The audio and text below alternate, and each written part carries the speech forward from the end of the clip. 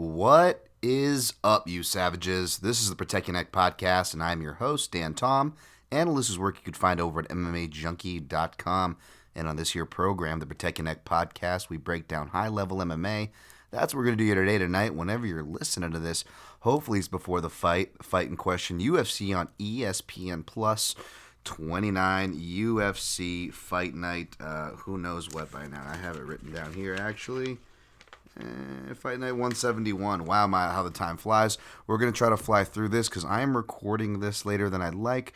Instead of Tuesday afternoon the 12th, it is Tuesday evening the 12th, West Coast Pacific time. Of course, the show will go down somewhere around 4 p.m. Pacific time, 3 p.m. Pacific time between there. So, with that being said, it's going to be expedited.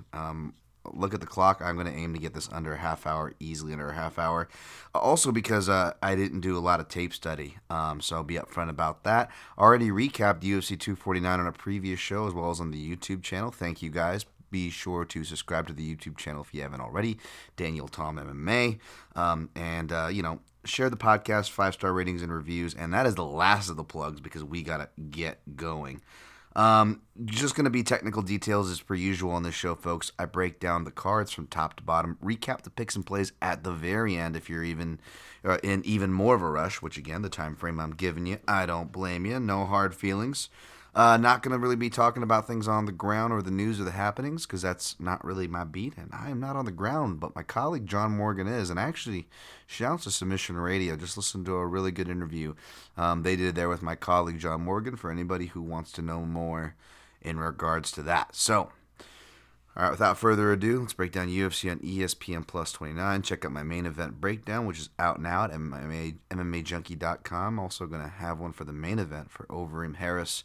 And guys, I'll be doing that Friday morning. It'll be more prepped, it'll be on time, and it'll give you more than 24 hours. So apologies here, and look forward to that there. Got the odds pulled up. We got Anthony Smith coming in as your favorite, minus 185. Comeback on Glover Teixeira, plus 160. Man, I picked Anthony Smith here, but the value is on the dog. This is kind of dog or pass, or perhaps another angle that I'll lead in with you guys here. It's a weird question because I see why Anthony Smith's the favorite, and I wouldn't hate him being a slight favorite, although I just feel like this fight is more of a pick'em. But kind of like I said in the breakdown, maybe that's because, for those of you who follow me, I like both guys. I like Anthony Smith. He's one of the first people to shout out this podcast. So there's a little bit of endearment there. And Glover Teixeira, just one of the nicest guys in MMA, man. You watch him, you can't condemn a fighter win or lose, but how a fighter wins says a lot about him, especially if they're a poor character. Well, you're not going to find that from Glover. Glover's always checking on his opponent and whatnot. He is just a lovable guy. And shout out to my friends over at the MMA Analysis podcast. I'm sure they're on the dude Glover over there.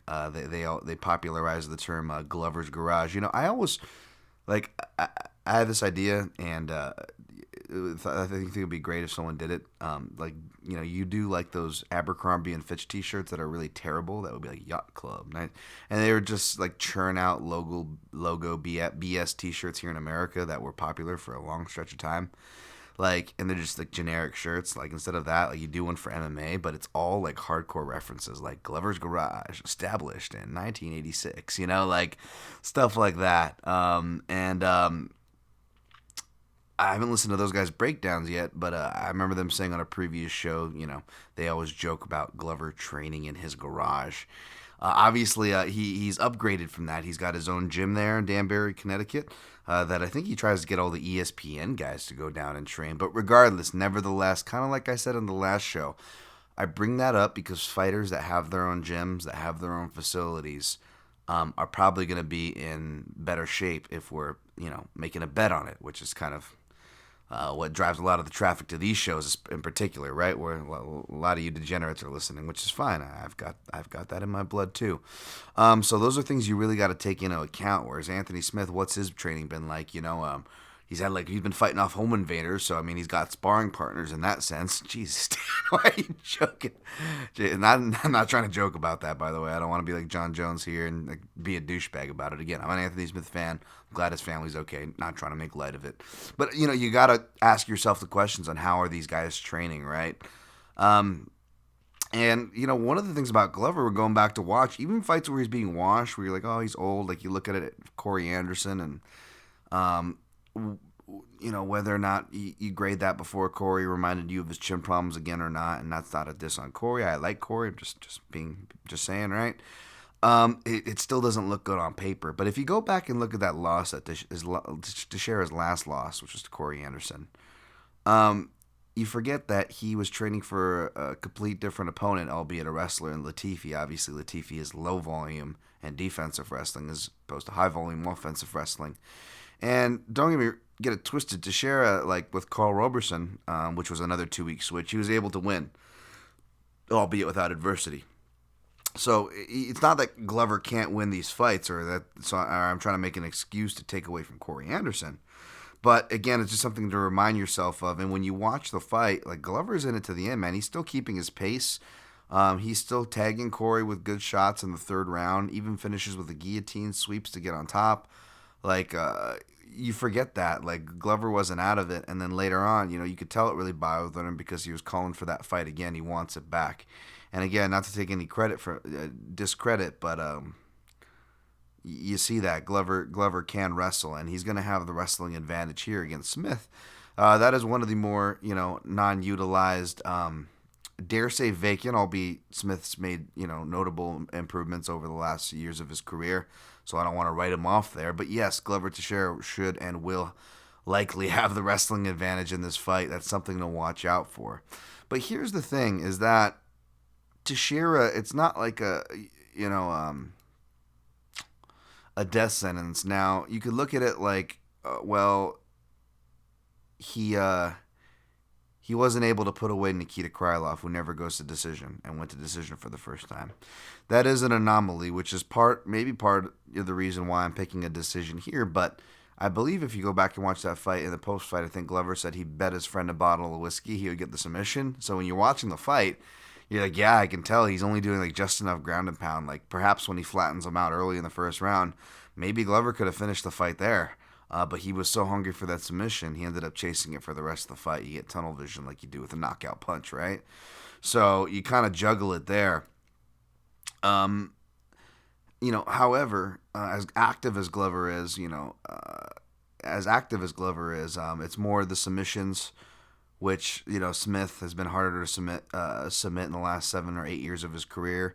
It's where he's really made strides in his jiu-jitsu or in his Brazilian jiu-jitsu black belt. And it's interesting because we established the wrestling should be in Glover's side, but as far as jiu-jitsu black belts go, Teixeira's been there longer, and I like his game more just because it's that old man game of cooking and catching to rear nakeds and head and arms, which I love. Glover does. However, ultimately, both guys really work well from that back mount. Both guys abuse fighters when they turtle, and both guys do turtle. Now, Smith does it less, but when Smith does it, he'll stay and hang out in that position there, which is really dangerous.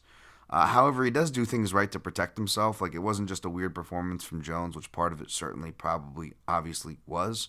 However, Smith was doing certain things right, like 2-on-1, keeping extended, which therein keeps Jones extended, which therein makes back takes and strikes and positional advances limited. However, I don't think he's going to be wanting to play that game with Glover, who, finishing or not, gets after it in those positions. So it's going to be real interesting if Glover is able to take him down early and often. And gas tanks, how that goes. Smith's has a better tank since he's moved up to 205.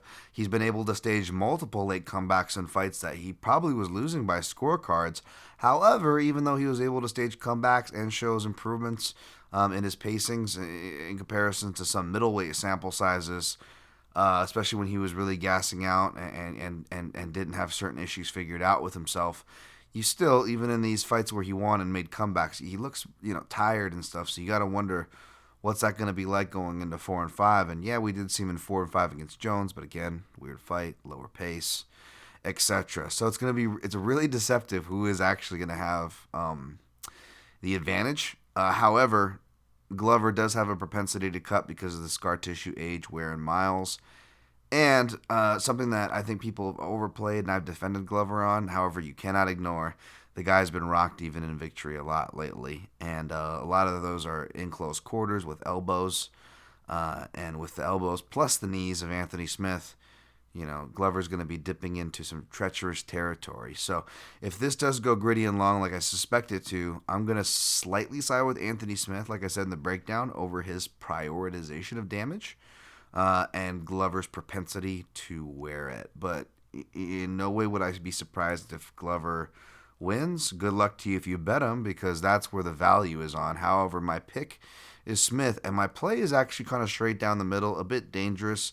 You like to sit back and not have money on the main event, but I didn't really like any other props, and again, I had a lack of study, so forgive me there. But I did play the over 2.5 at plus 110. I put my money where my mouth is as far as thinking this fight's going to be gritty. Again, I didn't really explain it here, I don't think, but I do it in my breakdown. I talked about it a bit in the recap. As we saw in UFC 249, folks, the crowdless interaction is kind of weird, and we're seeing guys, if anything, we're thinking maybe the shortened camps, more people were going to miss weight. That didn't happen. I think we only had one weight miss per card so far, which isn't bad, really, all things considering, folks. What else did we speculate?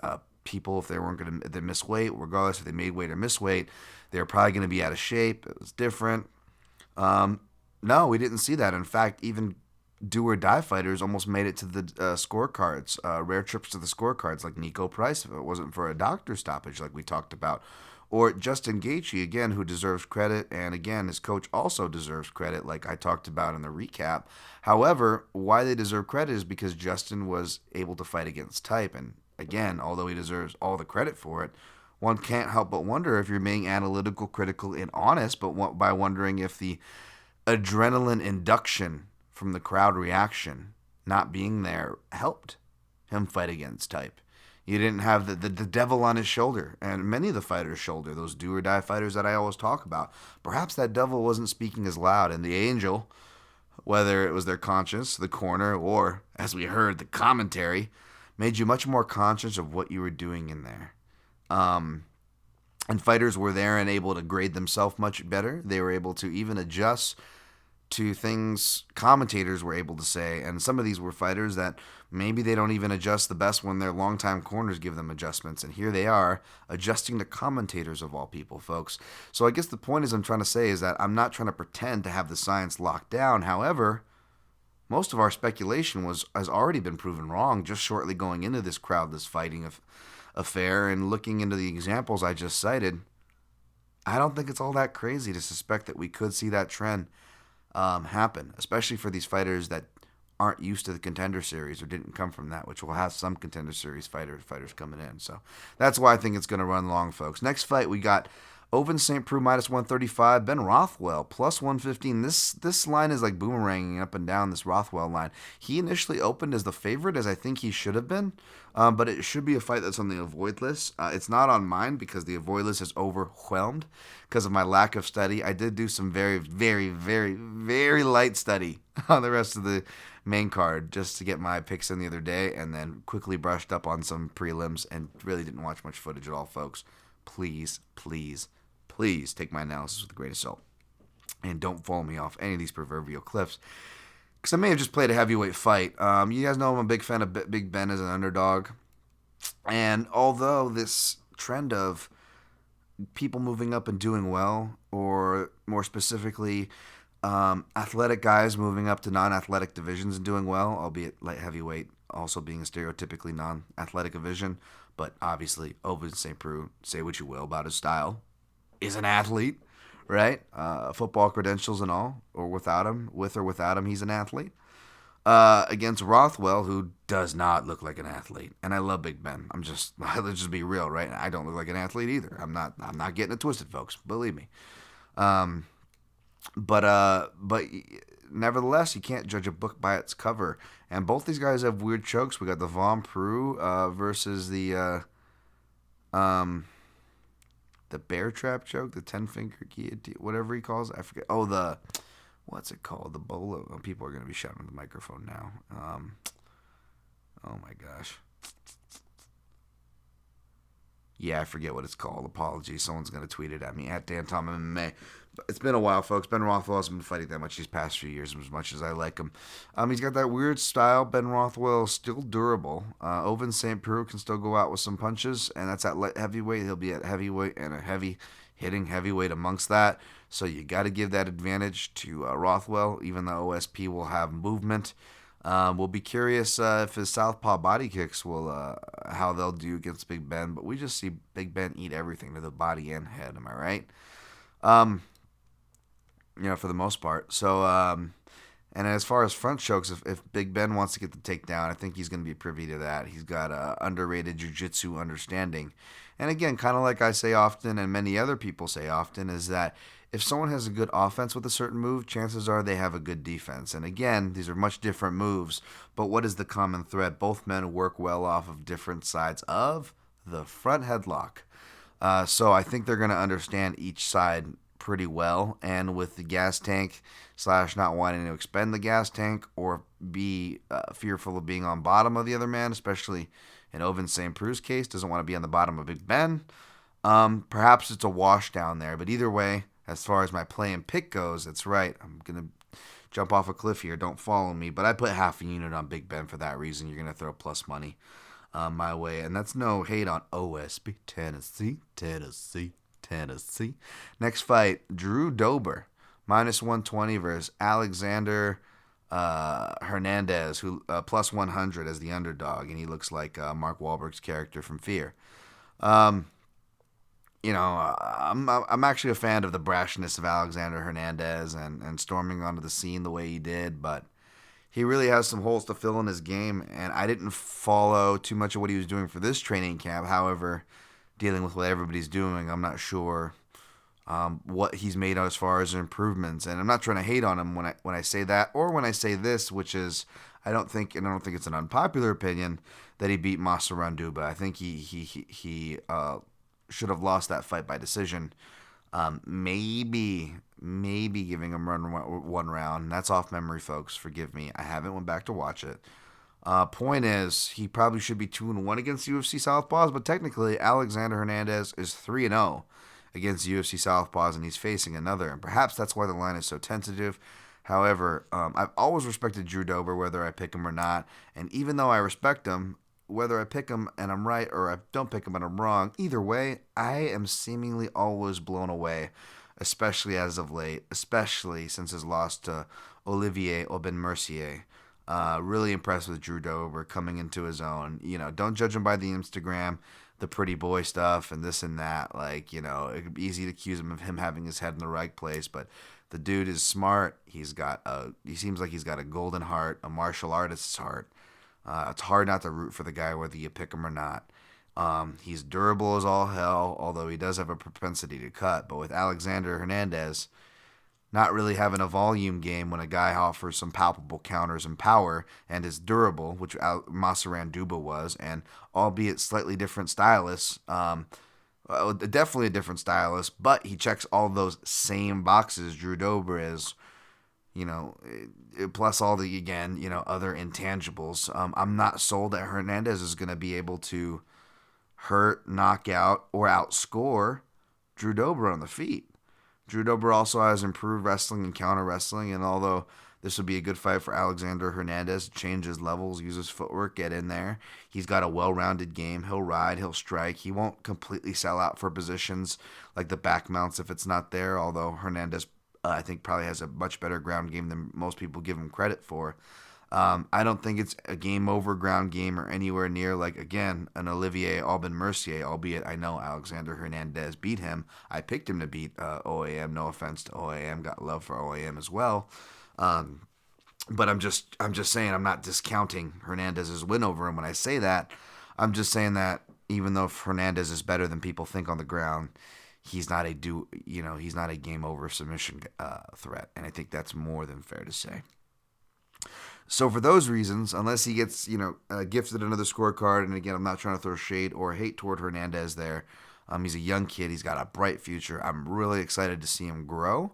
I just think Drew Dober is the rightful favorite, and seeing it this close, I wasn't initially going to play it, but I was going to put it in maybe a parlay. Spoiler alert, I didn't do any parlays for this one because I didn't study it.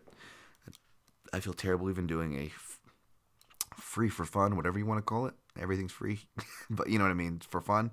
But yeah, I was like, you know what, minus 120 is pretty tempting, and if I'm right, and as far as how I just laid it out, well, that's a low cost of entry to find out, right? So I'm gonna try to find out. I put a 1 unit at minus 120 on Drew Dober. All right, next fight, Ricky Simon Vato. Minus 150, Ray Borg plus 130. This one surprised me too. Wow, for a fight that I'm staying away from, I think I'm playing like the first 4 fights. This is insane. Spoiler alert. Um, yeah, that's pretty nuts. But you know, I don't want to discount Ricky Simon Vato. Uh, by the way, I had a pretty prominent media member interviewing Ricky and told me aside, it's like I had such a hard time keeping that out of my head. And that is my goal, folks, here at the Protecting Neck Podcast, either to enlighten you with technical information or permanently poison your brain with the way I pronounce names. All right, but Ray Borg, man, I've counted this guy out, not to be a dick, obviously. How can you not root for Ray Borg and his kid and his family and all they've been through?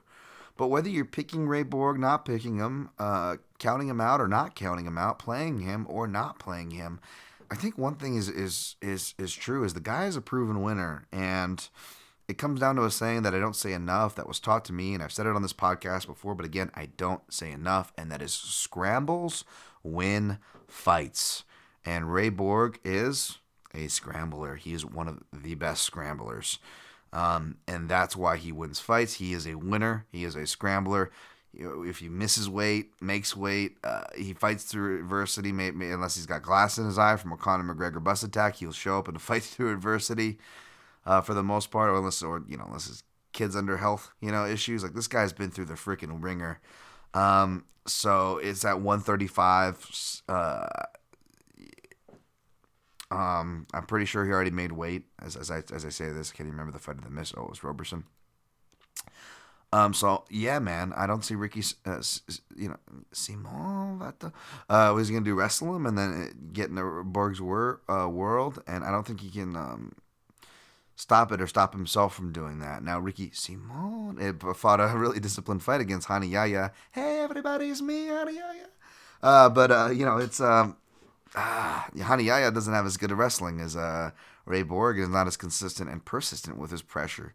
So you're going to put a plus 130 number on Ray Borg? I'll take it, man. Ray Borg is going hunting. He can go hunting for me for half a unit at plus 130. We'll recap these at the end, folks. Marvin Vettori, the Italian stallion, minus 200 versus Carl Roberson. Plus 170 to come back on Carl. Kind of surprised it's wide, especially with the weight miss, being that weight missers tend to win. However, under pandemic rules, weight missers have lost bad, according to our one sample size thus far of Jeremy Stevens, which again, folks, told you don't be surprised if Calvin Kattar adds to that very short list. Is the same for Roberson? I don't know, man. This guy is a big athletic middleweight. He's got some underrated stuff in the clinch. However, I mean, clinch and wrestling, and once it gets to the ground with that Brazilian Jiu-Jitsu brown belt and that pressure game translates to the pressure striking to pressure grappling, as in for Vettori. Hard to side with Roberson there, underrated ground game or not.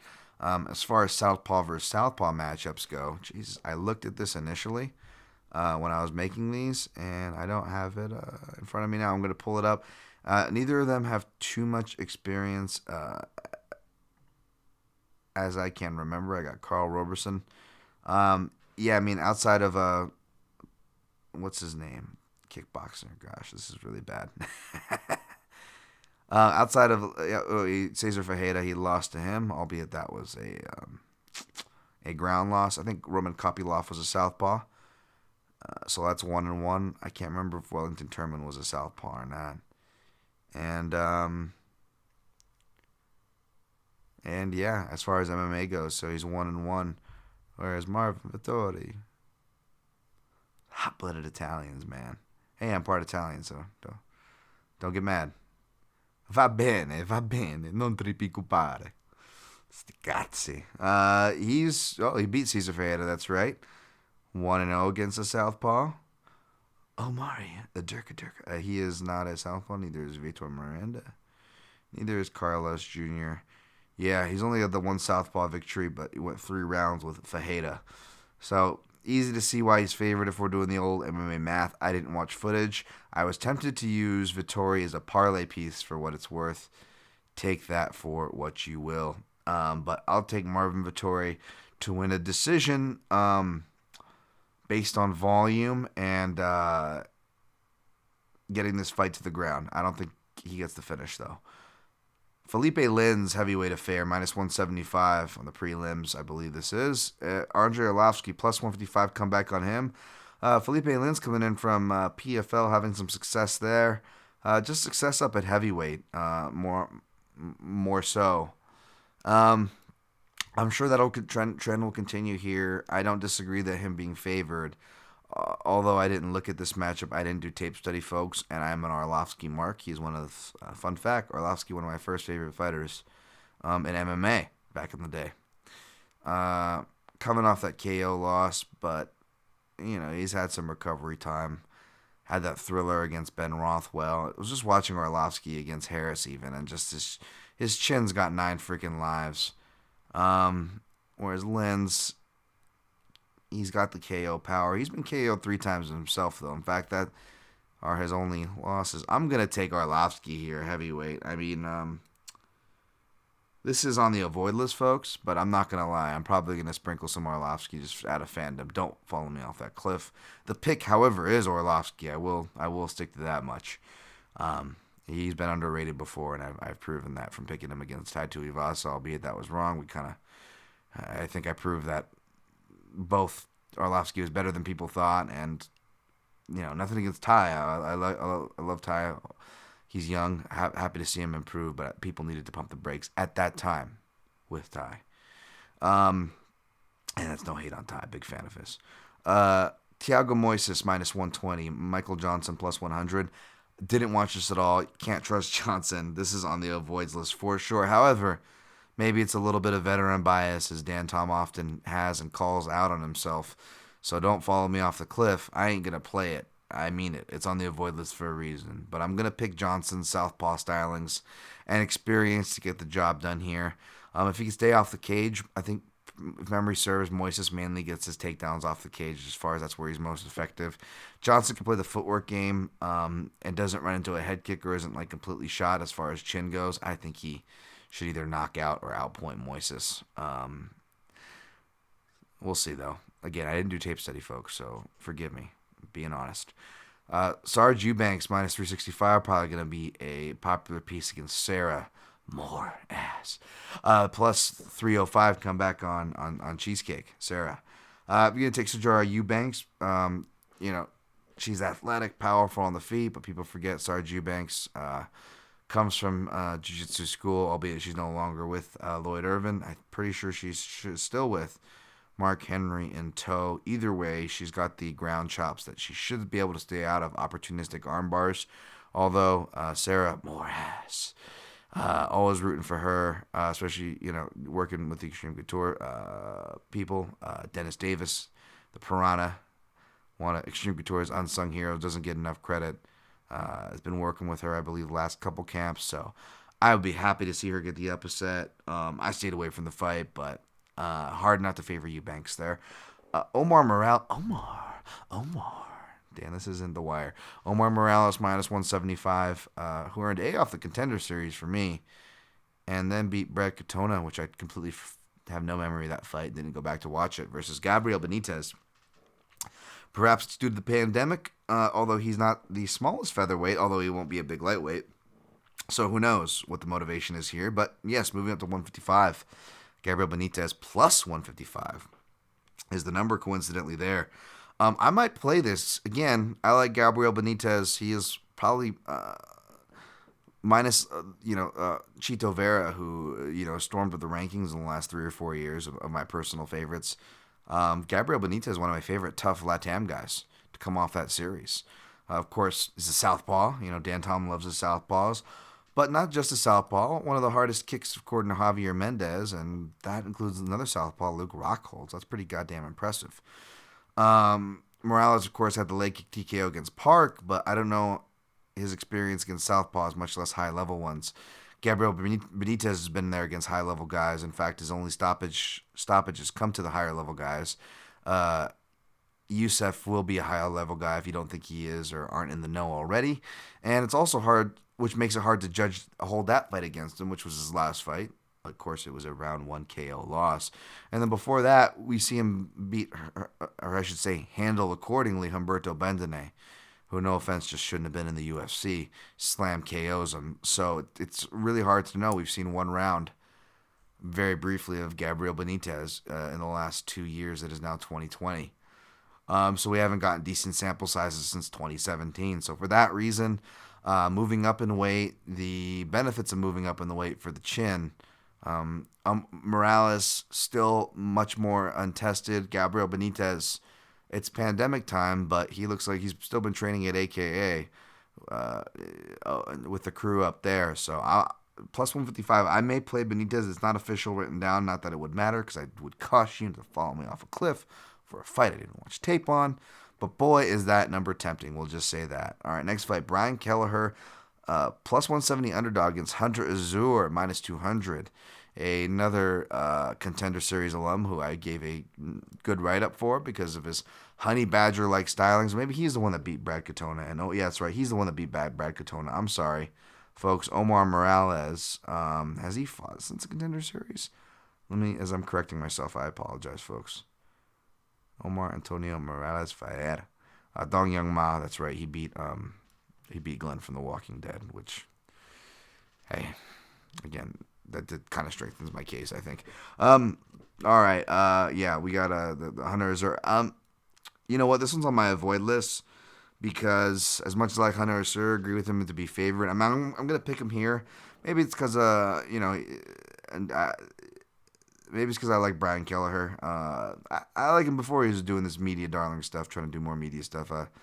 Can't help but root for that guy. So I hope he does well and scores the upset. That's on my avoid list, but the pick is going to be Azure. All right, next fight. Chase Sherman, minus 150. Last fight, I should say. Chase Sherman, minus 157. Welcoming newcomer from Texas, Ike Villanueva, plus 137. I'll be honest, I didn't watch tape for this fight. 33 minutes. Okay, I went over. Sorry, folks. I didn't watch tape for this fight, although I even had people offering me tape on Ike. By the way, hey, shout out to my dude Aaron from Texas. I miss Junkie Nation. As far as, I'm part of Junkie Nation, but I just miss the Junkie Radio sect of it. Love you guys. I know y'all still listen. Just saying I miss you. That's all. And Aaron recently reached out, so I wanted to give him a shout. I know nothing. Chase Sherman has gotten 2 wins, although he's been like 2-1 in bare knuckle boxing. Both these guys are do or die guys. Villanueva's been like TKO'd a bunch. However, if you look at it, most of his losses are actually to like somewhat named fighters at heavyweight. Take that for what you will. But also, I believe like you got to go back like 9 years plus for his TKO losses. He hasn't lost by TKO in like the last 8 or 9 years, for whatever that's worth. So he might be 36, but again, in this division, he's got more miles, but I think that's more lessons learned. He hasn't been TKO'd in a while. Whereas Sherman, as he got deeper in, we saw more TKOs recently, both MMA and bare knuckle. It's a fun style. I'm not trying to hate on Chase Sherman by any means, but I'll actually go ahead and take the newcomer here. This reminds me a lot of the Rashad Coulter fight, which, by the way, Ike beat Coulter as well as other UFC vets. I don't have off the top of my head right now, coming off that Coulter win, but I think I even took Coulter for that Homer Simpson Tatum-esque fight. Maybe we get the same thing here, but give me the dog, but this is for sure on the avoid list. All right, folks, going to recap here from top to bottom. Taking Anthony Smith over Glover the Lever Teixeira, although that's dog or pass all day, folks. Taking Ben Rothwell over Oven St. Preux. Taking Drew Dober over Alexander Hernandez. Taking Ray Borg over Ricky Simon Vato. Taking Marvin Vettori over Carl Roberson. Taking Andrei Arlovsky over Felipe Lenz. Taking Michael Jansen, my man, over Thiago Moises Kaufman. Taking Sarge Eubanks over Sarah Morales. Taking Omar Morales over Gabriel Benitez. Taking Hunter Azure, a.k.a. Brian Butler, MMA manager. doppelganger over Brian Kelleher, who I'm wishing the best, and taking Ike Villanueva, and the UFC newcomer, over Chase Sherman. No parlays, although I don't blame you for using Vittori as a parlay piece. Took a straight shot on the dog Rothwell at plus 115 at half a unit. Took a straight shot on the dog Borg at plus 130 for half a unit. Balanced it out with a straight chalk play on Dober for the low entry price of minus 120 at 1 unit. May or may not play Benitez at plus 155. I'll be looking at it. The only prop I ended up playing was putting my money where my mouth is. I don't suggest you follow me off the cliff, but I took a shot that Smith and Teixeira goes over 2.5 at plus 110 for half a unit.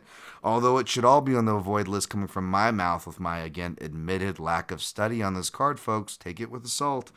Outside of the top fights, on my avoid list is Linz Arlovsky for sure, Sherman Villanueva, Azur Kelleher, and Johnson Moises. All right, thank you, folks. Please share if you can. We'll be back. You'll have much more time to share and listen. Going to break it down Friday morning after the weigh-ins for Overeem Harris. That card, of course, UFC on ESPN 8.